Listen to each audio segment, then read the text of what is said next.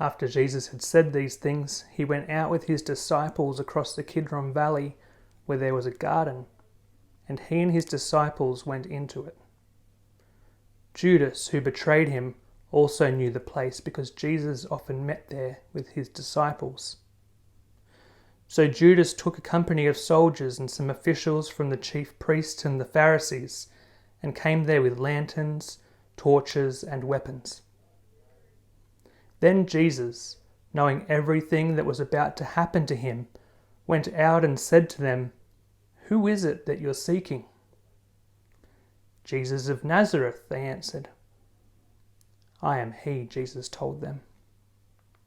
Judas, who betrayed him, was also standing with them.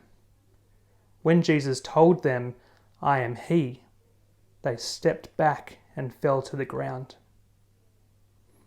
Then he asked them again, "Who is it that you're seeking?" "Jesus of Nazareth," they said. "I told you I am he," Jesus replied, "so if you're looking for me, let these men go." This was to fulfill the words he had said, "I have not lost one of those you have given me."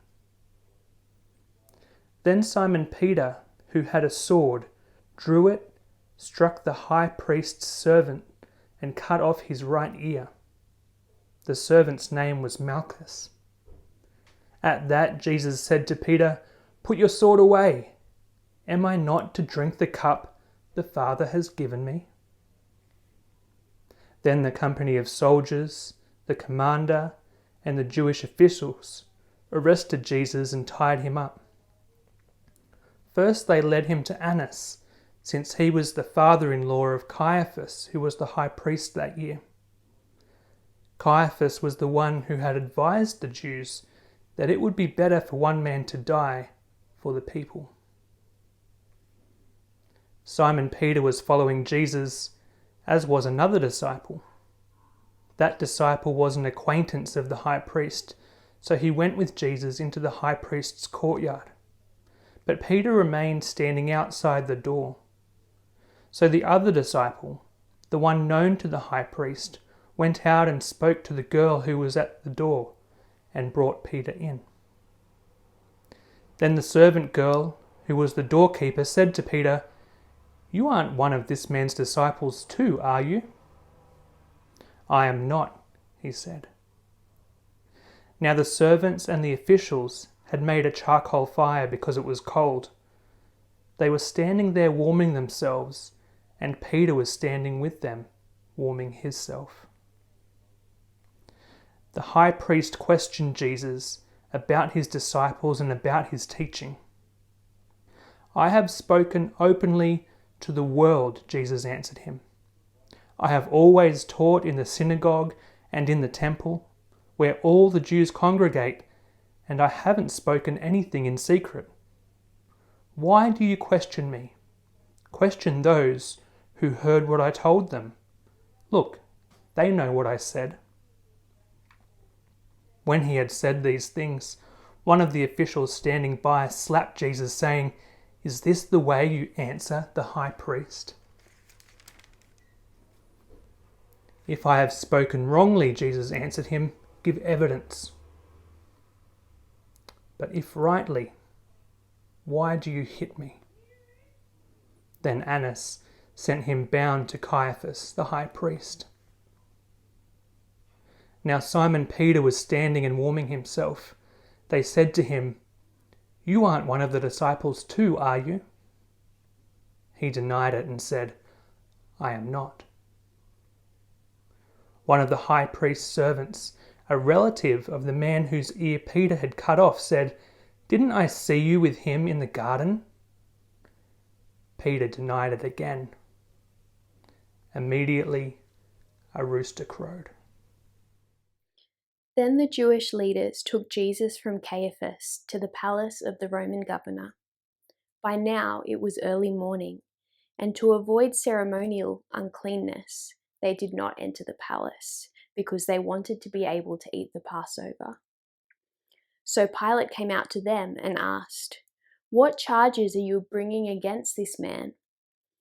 "If he were not a criminal," they replied, "we would not have handed him over to you." Pilate said, "Take him yourselves and judge him by your own law." "But we have no right to execute anyone," they objected. This took place to fulfill what Jesus said about the kind of death he was going to die. Pilate then went back inside the palace, summoned Jesus, and asked him, "Are you the King of the Jews?" "Is that your own idea?" Jesus asked, "or did others talk to you about me?" "Am I a Jew?" Pilate replied.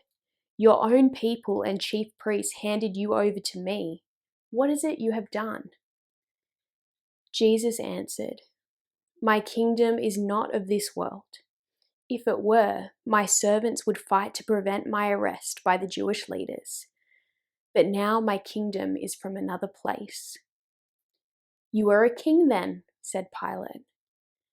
Jesus answered, "You say that I am a king.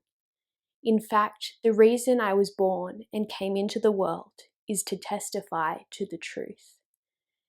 Everyone on the side of truth listens to me." "What is truth?" retorted Pilate.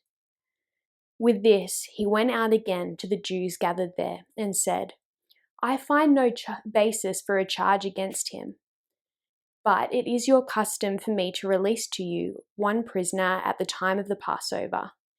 Do you want me to release the King of the Jews?" They shouted back, "No, not him. Give us Barabbas." Now Barabbas had taken part in an uprising. Then Pilate took Jesus and had him flogged. The soldiers twisted together a crown of thorns and put it on his head.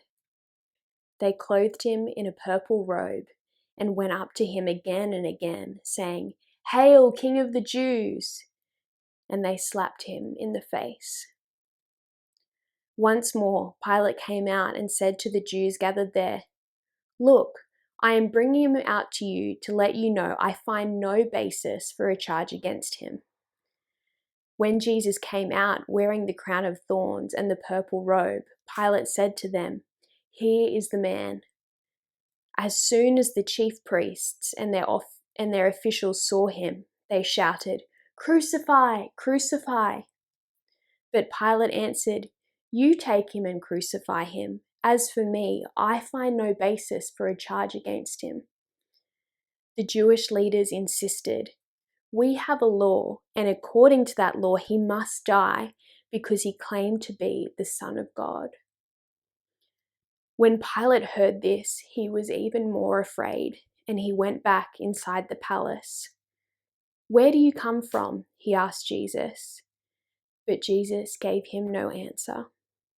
"Do you refuse to speak to me?" Pilate said. "Don't you realize I have power either to free you or to crucify you?" Jesus answered, "You would have no power over me if it were not given to you from above. Therefore, the one who has handed me over to you is guilty of a greater sin." From then on, Pilate tried to set Jesus free, but the Jewish leaders kept shouting, "If you let this man go, you are no friend of Caesar. Anyone who claims to be a king opposes Caesar." When Pilate heard this, he brought Jesus out and sat down on the judge's seat at a place known as the Stone Pavement, which in Aramaic is Gabbatha. It was the day of preparation of the Passover. It was about noon. "Here is your king," Pilate said to the Jews, but they shouted, take him away, and crucify him." "Shall I crucify your king?" Pilate asked. "We have no king but Caesar," the chief priests answered. Finally, Pilate handed him over to them to be crucified. Since it was the day of preparation, the Jews did not want the bodies left on the cross during the Sabbath, especially because that Sabbath was a day of great solemnity. So they asked Pilate to have the legs of the crucified men broken and the bodies removed. Then the soldiers came and broke the legs of the first and of the other, who had been crucified with him. But when they came to Jesus and saw that he was already dead, they did not break his legs. Instead, one of the soldiers pierced his side with a spear, and at once blood and water came out. He who saw this has testified so that you also may believe. His testimony is true, and he knows that he tells the truth. These things occurred so that the scripture might be fulfilled. None of his bones shall be broken. And again, another passage of scripture says, they will look on the one whom they have pierced. The burial of Jesus. After these things, Joseph of Arimathea, who was a disciple of Jesus, though a secret one because of his fear of the Jews, asked Pilate to let him take away the body of Jesus. Pilate gave him permission, so he came and removed his body. Nicodemus, who had at first come to Jesus by night, also came, bringing a mixture of myrrh and aloes, weighing about 100 pounds. They took the body of Jesus and wrapped it with the spices in linen cloths, according to the burial custom of the Jews. Now there was a garden in the place where he was crucified, and in the garden there was a new tomb in which no one had ever been laid. And so, because it was the Jewish day of preparation and the tomb was nearby, they laid Jesus there. So they took Jesus, and carrying the cross by himself, he went out to what is called the place of the skull, which in Hebrew is called Golgotha. There they crucified him, and with him 2 others, one on either side, with Jesus between them. Pilate also had an inscription written and put on the cross. It read, Jesus of Nazareth, the King of the Jews. Many of the Jews read this inscription because the place where Jesus was crucified was near the city, and it was written in Hebrew, in Latin, and in Greek.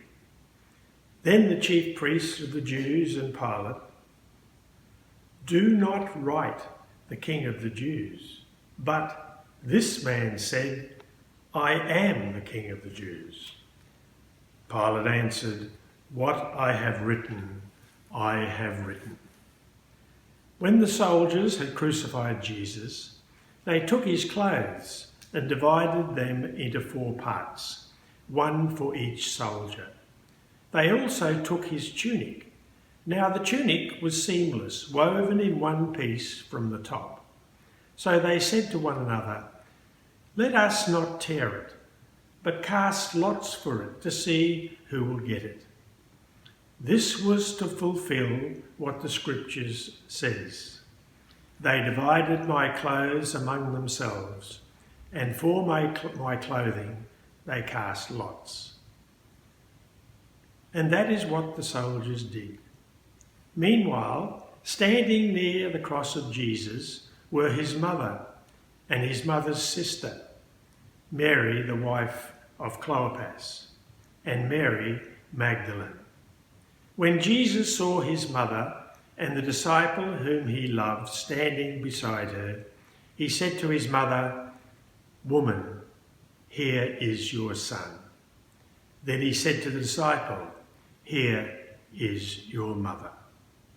And from that hour, the disciples took her into his own home. After this, when Jesus knew that all was now finished, he said, in order to fulfill the scripture, I am thirsty. A jar full of sour wine was standing there. So they put a sponge full of the wine on a branch of hyssop and held it to his mouth. When Jesus had received the wine, he said, it is finished. Then he bowed his head and gave up his spirit.